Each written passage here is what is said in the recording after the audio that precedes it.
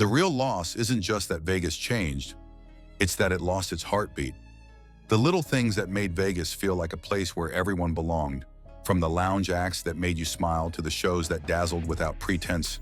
This isn't a rant about prices or crowds. It's a tribute to simple magic. The 99-cent shrimp cocktail, the free parking that welcomed you in, and the charm of an era when the city's doors were open wide to all. Let's take a journey back to the Vegas we loved and remember the treasures that vanished with it. What you'll discover in this countdown will evoke nostalgia, so make sure to subscribe and stay tuned to the end. Number 5. The Lounge Acts. Back in the 60s and 70s, Las Vegas wasn't just about slot machines and neon. No, Vegas was the era of the lounge acts, or what people love to call the lounge acts. Imagine walking into a smoky casino, your pockets holding only a few coins, and boom, you stumble upon a world-class band or a legendary singer performing for free. Not cheap, not discounted, free. It was like buying a soda and suddenly being served a 5-course meal with it. And these weren't just random singers trying to make a name for themselves. We're talking about legends: Frank Sinatra, Sammy Davis Jr., Wayne Newton, the kind of names that, if you heard today, you'd expect to pay a ticket price that could cover someone's monthly rent. But in Vegas, in the lounge act era, these stars performed just steps away from the blackjack tables, where your biggest worry was whether you should order another cocktail before the song ended. Lounge acts in Las Vegas started becoming a significant part of the entertainment scene in the early 1950s. The practice was notably introduced and popularized by jazz musician Louis Prima and his singer-wife Keely Smith, who began performing as the first recognized Las Vegas lounge act in 1954 at the Sahara Casino. They were placed right on the casino floor on a small riser surrounded by gambling tables, creating a new form of entertainment that kept gamblers engaged during late hours, competing with the sounds of slot machines and table games. To put it into perspective, if you were to buy a front-row ticket today to see someone like Adele or Bruno Mars in Vegas, you'd probably pay upwards of $1,000. Back then, you just walked into a casino, found a seat, and you were in. Vegas made it the first city in America where entertainment wasn't locked behind velvet ropes or giant ticket prices. It was also the fastest-growing entertainment hub. Almost overnight, every casino had a lounge, and every lounge had a superstar. The decline of the classic Las Vegas lounge acts began in the late 1980s. This period coincided with the rise of mega casinos and corporate ownership of resorts. As casinos transitioned from individually owned properties to large-scale, publicly traded companies, the entertainment model shifted dramatically. The focus moved toward maximizing overall revenue with high-profile, expensive residencies and large showroom productions that drew in tourists willing to pay premium prices. This shift made lounge acts that thrived on personal connection and accessibility to be replaced by corporate-controlled, big-budget entertainment aiming for mass appeal. Today, Vegas's aura isn't the same anymore. The lounge acts have disappeared, and with them, that magic perk of seeing legends for free. Now, if you want to see a big name, you need to book months ahead, pay sky-high prices, and fight your way through a sea of tourists with selfie sticks. That's the costliest change, the farthest leap away from what made Vegas so irresistible in the first place. And that's why, little by little, the city's glow dimmed. Not the lights, but the soul. Because Vegas wasn't just about gambling or expensive shows. It was about possibility, that feeling that anything could happen, and it wouldn't cost you your life savings. The painful part is we may never see this part of Vegas again. If you ask anyone who lived it, they'll tell you, Vegas in the 60s and 70s was like walking into a living jukebox where the world's greatest pressed play just for you. And they'll add, no matter how many fountains dance or how many LED screens light up today's strip, the era of the lounge acts was the heartbeat.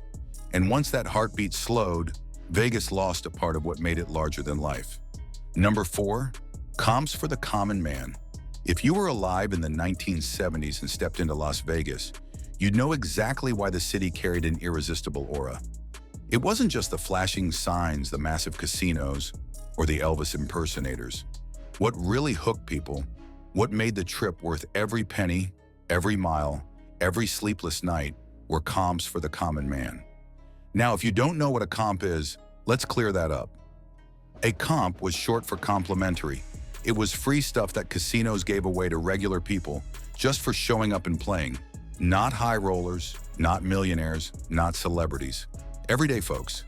You might sit down with $20, pull a few slots, and before you knew it, a waitress was setting a free drink in front of you.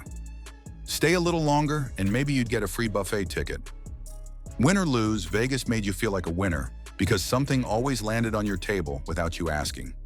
This practice of offering free comps started notably with Benny Binion in the early 1950s. Binion, who opened the Horseshoe Casino in 1951 on Fremont Street, was the first casino owner to introduce the concept of comps to encourage gambling. He offered free drinks and other perks to all players, regardless of how much they bet, shaping a new casino culture that welcomed everyone, not just high rollers. Think about it.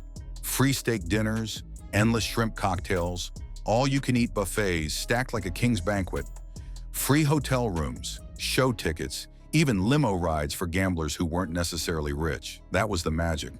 Vegas was basically saying, hey, you may lose a little at the slots, but you'll gain a lot in the experience.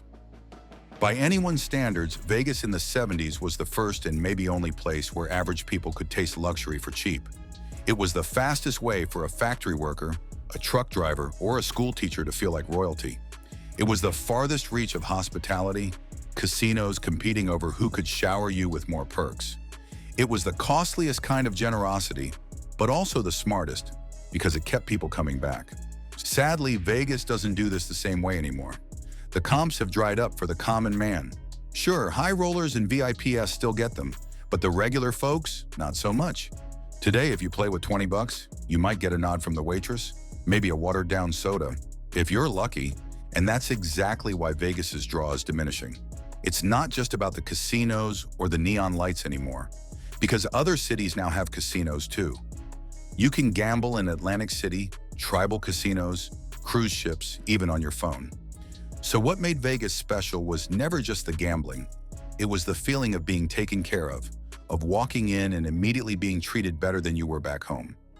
But when the comps for the common man disappeared, Vegas lost its crown. It doesn't carry the same magnetism anymore.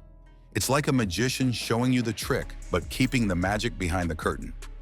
Number 3, the showgirl.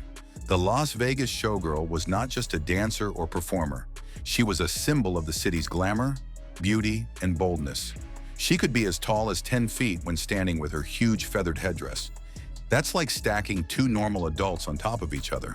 To put it into perspective, her costume was decorated with the finest Parisian crystals and expensive furs, making her sparkle under the stage lights like a walking work of art.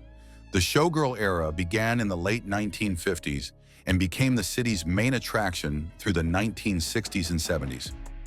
Famous shows like the Folies Bergère at the Tropicana and Jubilee at Bally's drew millions of visitors each year. These weren't just any shows. They were massive productions with live orchestras, huge sets, and complex dance routines that could easily compete with Broadway shows in New York. Visitors came not for quiet or subtlety, but to be amazed and overwhelmed by color, movement, and light. She was Las Vegas's promise that here, normal rules didn't exist. If you wanted to see something you couldn't anywhere else, here it was.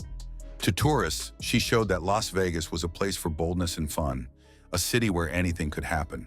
However, by the 1990s and early 2000s, things started to change. The city's entertainment began shifting because owning casinos became more business-focused and less about showmanship. These grand, expensive productions were too costly to keep running. Plus, a newer generation of visitors wanted different kinds of entertainment, like loud nightclubs, famous DJs, and acrobatic circus acts.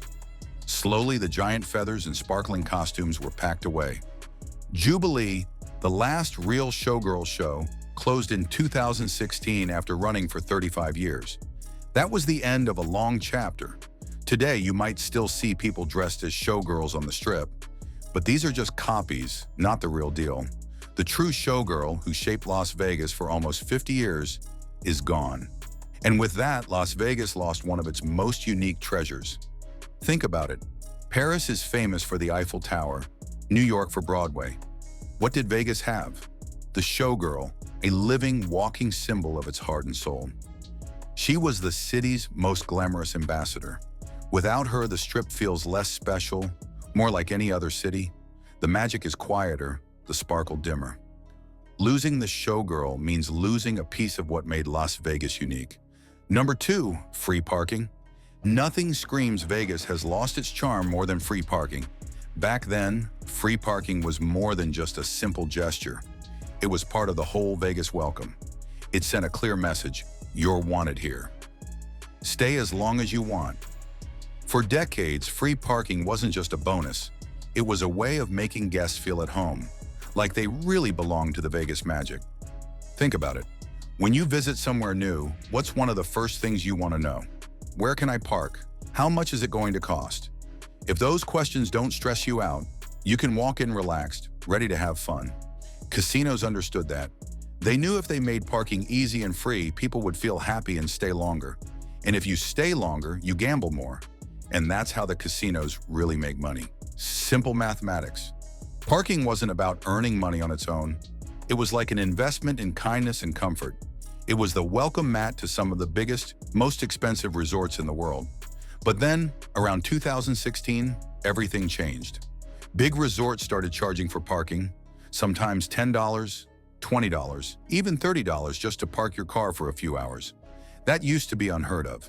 Imagine coming in from another state, already paying expensive resort fees, pricey drinks, and high-ticket prices for shows, and then you have to pay just to park your car. It's like being hit with a surprise bill you didn't expect, and it feels unfair. The effects weren't just about money either. Locals who used to visit the Strip often started staying away. Tourists complained that the welcoming feeling was disappearing before they even got inside. The old Vegas knew something important about human nature. If people feel like they're being nickeled and dimed too much, they won't spend as much. But the new corporate Vegas seemed to forget that. Now, parking lots aren't part of the welcome. They're just another toll booth in a maze of expenses. Sure, casinos make millions charging for parking, but they lose something priceless: the feeling that you're being treated like a special guest. Free parking was what made Vegas feel welcoming by anyone's standards. It was like owning a little piece of one of the most famous destinations in the world, just by driving your car onto the Strip with no worries. That warm welcome, that first impression of generosity, was priceless. Number 1, the 99-cent shrimp cocktail. For more than 40 years, one of the most famous things in Las Vegas was a simple shrimp cocktail that cost less than $1. It all started in 1959 at the Golden Gate Casino on Fremont Street.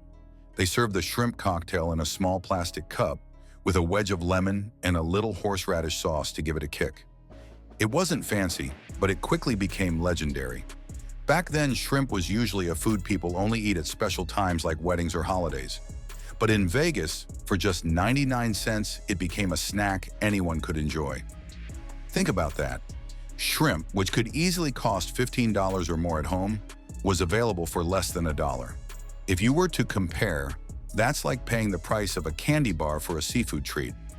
It made visitors feel rich and spoiled, even if they were on a tight budget.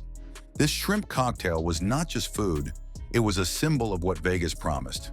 It said, you can enjoy the best things in life, even if you don't have a lot of money. This made Vegas special, one of the few places where affordable luxury was real. It was the first shrimp cocktail in $1 or less price range anywhere in the country. By 1991, the Golden Gate had sold 25 million of them. If you were to walk down Fremont Street back then, you'd see people lining up just for this treat. Tourists took pictures, shared stories, and bragged to friends about how cheap and amazing Vegas was. It showed up in travel guides and even TV shows, making it part of the city's personality. It was the kind of thing that made Vegas feel close and friendly, not just flashy and expensive. But then, economics stepped in. Rising prices for shrimp, inflation, and the city's shift to fancy dining slowly made the 99-cent shrimp cocktail impossible to keep. The price went up to $1.99, then $2.99, then $7.99. Today, the shrimp cocktail is an upscale appetizer costing nearly $10 or more. It's fancy, but it's not the same for everyone anymore. Here's the bigger story. When that 99-cent shrimp cocktail disappeared, Vegas lost one of its rare equalizers. For decades, everyone, from broke college students to millionaires, stood in line eating the same shrimp cocktail at the same price. That feeling of shared experience, of we're all in this together, vanished. Now you can eat $300 Wagyu steak if you want, but you'll never again get that simple joy of snacking on shrimp for pocket change, knowing you beat the system. The feeling of kindness, welcoming everyone, and the magic in the small things showed a belief that everyone, from the high rollers to regular visitors, should feel like Vegas was their home. Today, the city feels different, more polished, pricier, and corporate, but also emptier in a way that bright lights can't hide. Because the real magic of Las Vegas wasn't in the buildings, it was in the way it made you feel, like you belonged, like you mattered, like anything could happen. Maybe that's why so many of us feel nostalgic.